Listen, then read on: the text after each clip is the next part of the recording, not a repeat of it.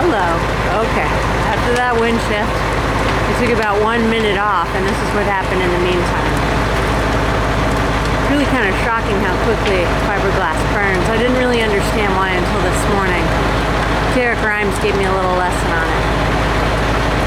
It's actually the resin used to put together fiberglass. It's a petroleum-based product. It burns like mad. They are standing by to put this out if it gets out of control. It's kind of alarming to be near it, though, I have to say. I'm going to distance myself a little from it.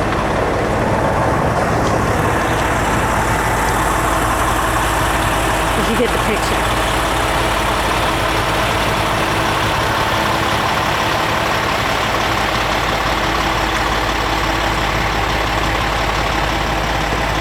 This is an educational seminar they're doing today. And really, in watching these boat burns, the very first question you should be asking yourself is where your fire extinguisher is on your boat. Is it updated? Do you know how to use it? If your boat goes up in flames this quickly, I mean, we're only 5.5, 6 minutes into this fire. Are your life jackets on board? Are they on your body? You need to quickly get off this boat. Do you know how to call for help quickly? These are all things to consider. We're going to put them all together online at SpinSheet.com and PropTalk.com for you.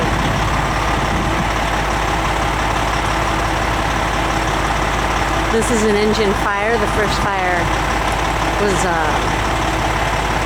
an electrical fire.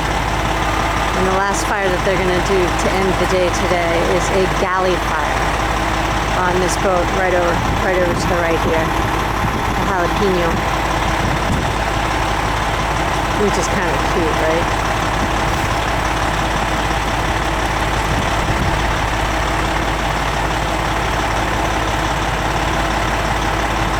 Firemen are getting close by, but the wind is probably freaking them out. Should be freaking that cameraman out.